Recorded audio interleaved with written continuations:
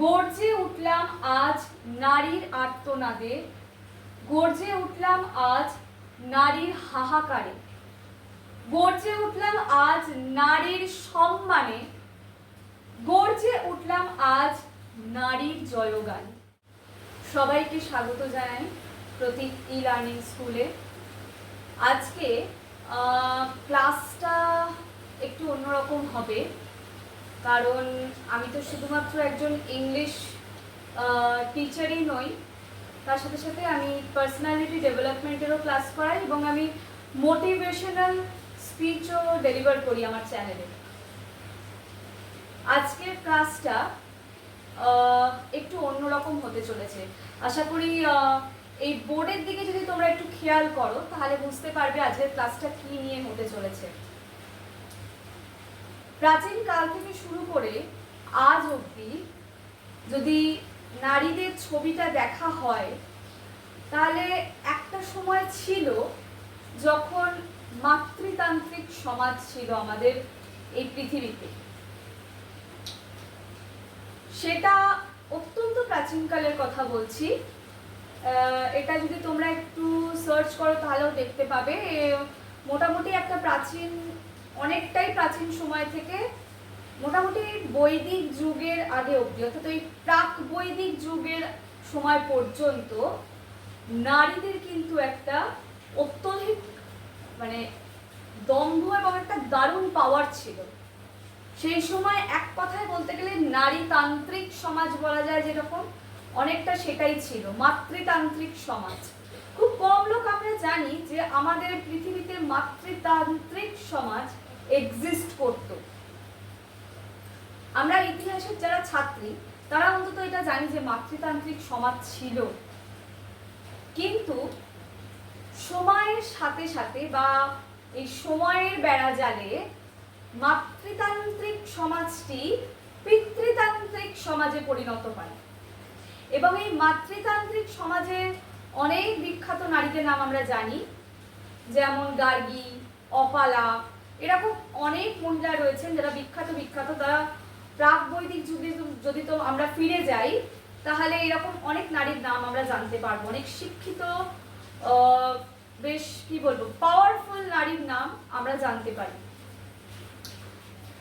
যখন মাতৃতান্ত্রিক সমাজ ছিল আমাদের পৃথিবীতে তখন কি এই ধরনের ঘটনা অ্যাকচুয়ালি ঘটতো না। কিন্তু মাতৃতান্ত্রিক সমাজে নারীর প্রতিপত্তি অবশ্যই ছিল, কিন্তু সেখানে কখনোই পুরুষের সঙ্গে কোনো এমন আচরণ হয়নি যেটা ইতিহাসের পাতায় গোটা করে লেখা হয়েছে যে হ্যাঁ, মাতৃতান্ত্রিক সমাজে পুরুষদের অবস্থা ভীষণ খারাপ ছিল, এরকম কোনোদিন হয়নি।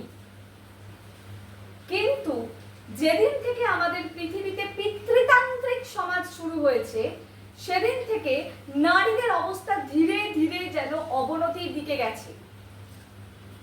মাতৃতান্ত্রিক সমাজে নারীদের স্বাধীনতা ছিল, কিন্তু পিতৃতান্ত্রিক সমাজে কেন নারীদের স্বাধীনতার অবক্ষয় হবে, কেন হয়েছে? সেই প্রাচীন কাল থেকে আজ অবধি একই পরিস্থিতি দেখলে, নারী তুমি এটা করবে না, নারী তুমি ওটা করবে না, নারী তুমি শর্ট ড্রেস পরবে না, নারী তোমাকে শাড়ি পরতে হবে, নারী তোমাকে কি বলবো, রান্না করতে হবে, তোমাকে চাকরিও করতে হবে, তোমাকে সন্তানেরও জন্ম দিতে হবে। নারী কি আদৌ মানুষ?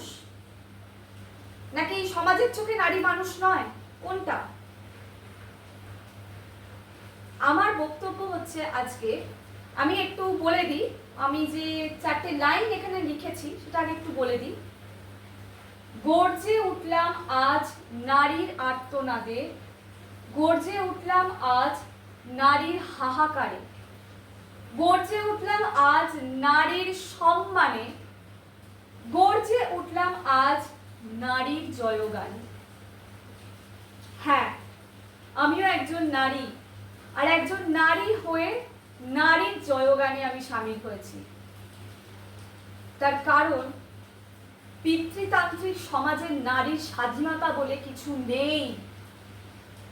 আমরা যদি একটু প্রাচীনকালে ফিরে যাই তাহলে নারীর পরিস্থিতি যে কতটা করুণ ছিল সেটা আমরা একটু ইতিহাসটা ফিরে গেলেই দেখতে পাবো।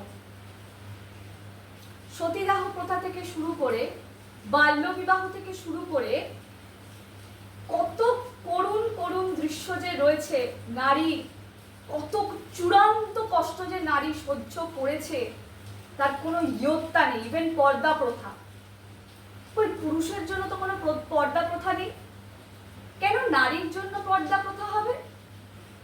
কই পুরুষকে তো বলেনি যে তোমাকে রান্না করতে হবে, তোমাকে ঘর সংসার সামলাতে হবে, তোমাকে সন্তান মানুষ করতে হবে, তোমাকে চাকরিও করতে হবে। যারা ইতিহাসের ক্ষেত্রে আমি যদি একটু ফিরে যাই, তখন মেয়েদের চাকরির ব্যাপার ছিল না, কিন্তু এই কয়েকটা জিনিস কিন্তু প্রাচীনকাল থেকে আজ অব্দি সেম রয়ে গেছে। একটা মেয়ে যদি চাঁদেও পাড়ি দেয় তাহলেও তার পেছনে সেই একটাই কথা হয়, সে তুমি যতই শিক্ষিত হও বাবা, শ্বশুর বাড়ি গিয়ে তো তোমাকে সেই হাতাখুন্তি নাড়তেই হবে। কেন কেন একটা মেয়েকে এই কথাটা শুনতে হবে? কেন একটা মেয়ে রাত 10টার পরে বাইরে সেফ থাকবে না? কেন একটা মেয়ে রাত 8টার মধ্যে বাড়ি ফিরতে হবে তাকে কোথাও গেলে? কেন একটা মেয়েকে তার ড্রেস দিয়ে জাজ করা হবে? কেন একটা মেয়েকে শ্বশুর বাড়ি গেলে তার সমস্ত স্বাধীনতাকে স্তব্ধ করে দিতে হবে? আমি আজকে কয়েকটা কথা একটু তুলেও ধরছি। যারা বিবাহিত এবং যাদের শ্বশুর বাড়িতে ভীষণ tradition tradition tradition so call tradition বলে, মেনলি হচ্ছে বাড়ির বউ শাড়ি পরে থাকতে হবে, দ্যাট ইজ দ্য ট্র্যাডিশন তাদের কাছে। বাড়ির বউ রান্না করতে জানতে হবে, বাড়ির বউ ঘর মুছতে জানতে হবে, বাড়ির বউ সারাক্ষণ মানে কি বলবো সবার সেবা দেবে, সেবিকা। It's call tradition. Is it a tradition? আমি জানতে চাই ছেলের বাড়ির লোকের যে বিখ্যাত উক্তিটা ট্র্যাডিশনাল, সো কল ট্র্যাডিশনাল, এটার কি মানে বোঝাতে চাই আমি একটু জানতে চাই। ও একটা নারীকে সারাদিন বাড়িতে শাড়ি পরে থাকতে হবে, রোদ জল ঝড় বৃষ্টি তার শরীরের কোনো কষ্ট থাকতে পারে না, তার কিচ্ছু হতে পারে না, তার সারাদিন শাড়ি পরে থাকতে হবে, পারবে না পরে থাকতে, পারবে না, করবে না, পড়বে না। আমি ছেলের মায়েদের উদ্দেশ্য এই কথাটা বলছি, আপনি যখন কারোর বাড়ির থেকে তার মেয়েকে বিয়ে দিয়ে নিয়ে আসছেন, এটা মাথায় রাখবেন যে সেই মেয়েটা কিন্তু একটা মায়ের সন্তান। তার উপরে কোনো কিছু চাপিয়ে দেওয়ার আগে, তাকে টর্চার করার আগে, তার উপরে পুরো সংসারের দায়িত্ব দিয়ে নিজে খালাস হওয়ার আগে ভাববেন সেও একটা বাড়ির মেয়ে, একটা বাড়ির সন্তান। আমি তাকে দায়িত্ব দিয়ে অন্যের সন্তানকে আমার বাড়িতে নিয়ে আসছি। আপনার ছেলে যেমন আপনার সন্তান, সেই মেয়েটিও কিন্তু একটা মায়ের সন্তান। আপনি যে ছেলেটাকে জন্ম দিতে যতখানি কষ্ট করেছেন, একটা মেয়ের মাও তাকে জন্ম দিতে ততখানি কষ্ট করেছে। এই যে লেখা থাকে না সব বিজ্ঞাপনে, আমার অমুক মেয়ে চাই, আমার তমুক মেয়ে চাই, আমার ফর্সা মেয়ে চাই, আমার সুন্দরী প্রকৃত সুন্দরী মেয়ে চাই, গৃহকর্মে নিপুণা মেয়ে চাই। একটা কাজ করুন, একটা সোসাইটি তাহলে খুলুন আপনারা ছেলের মায়েরা, যেখানে কিছু ওই ফর্সা সুন্দরী দেখে মেয়ে নিয়ে আসুন এবং তাদেরকে ট্রেন করুন আপনারা যে হ্যাঁ আমার এই এই জিনিসগুলো আমার চাই। দেখি তো কতটা মেনে নেয় তারাও। আজকাল মেয়েরা এতটাই শিক্ষিত হচ্ছে, তারা নিজের পায়ে দাঁড়াচ্ছে, নিজেরা রোজগার করছে, স্বাবলম্বী হচ্ছে, তাদের মা বাবার ভরণ পোষণের মা বাবার দায়িত্ব নিচ্ছে, নিজের মা বাবার একটা কি বলবো স্তম্ভ হয়ে দাঁড়াচ্ছে। তারপরেও ছেলের বাড়ির লোকের ডিমান্ডের শেষ নেই, ডিমান্ডই ডিমান্ড। আমার প্রকৃত সুন্দরী বউ চাই, আমার গৃহকর্মে নিপুণা বউ চাই, আমার ট্র্যাডিশন মেনে চলা বউ চাই, আমার কি সামথিং কি মাঙ্গলিক বউ চাই না, কত রকমের তাদের ডিমান্ড। ওরে বাপরে বাপ, মানে ছেলের মায়েরা কি মজা পেয়ে গেছে? মেয়েদের নিয়ে কি আলু পটল বেচা কেনা করছে? আমি মেয়েকে চাকরি করতে দেবো না। Who the hell are you? আপনি কে বলার যে আমি চাকরি করতে দেবো না? আপনি সেই মেয়েটিকে জন্ম দিয়েছিলেন, আপনি তাকে বড় করেছিলেন, আপনি কি তার জন্য খরচ করেছিলেন? আপনি তার ভরণ পোষণ দায়িত্ব নিয়েছিলেন? জন্ম থেকে করেছে তার বাবা মা। কোন সাহসে, কোন রাইটসে আপনার বাড়িতে আসার পর আপনি সেই বউটার উপর টর্চার করেন যে না আমি এটা করতে দেবো না, আমি সেটা করতে দেবো না? আপনার ছেলেকে আপনি তাহলে সঠিকভাবে মানুষ করেননি। আজকাল খবরের কাগজ খুললে ভীষণভাবে ডিভোর্সি প্রোফাইলও দেখা যায়। কেন ডিভোর্স হচ্ছে? সেই ছেলেগুলো বউগুলোকে ভালোবাসেনি, ভালোবাসতে পারেনি, তাহলে বিয়ে করেছিল কি করতে? ড্যাং ড্যাং করে বউ নিয়ে এসে কি বাড়িতে একটা সেবিকা রাখার জন্য? এই ধরনের মেন্টালিটি গুলো ত্যাগ করুন। আমি ছেলের মায়েদের উদ্দেশ্যেও বলছি, একটু ছাড়তে শিখুন ছেলেকে আর ছেলের বউকে এক করতে শিখুন, তাদেরকে আলাদা করার থেকে। বাড়িতে ছেলের বউ আনছেন বলবেন না, বলবেন নিজের মেয়ে আনছেন। সেও কিন্তু একটা বাড়ির মেয়ে, এটা মাথায় রাখবে। আপনিও একদিন কারুর বাড়ির মেয়ে ছিলেন, সেখান থেকে আপনি বিয়ে হয়ে একটা বাড়িতে এসেছেন।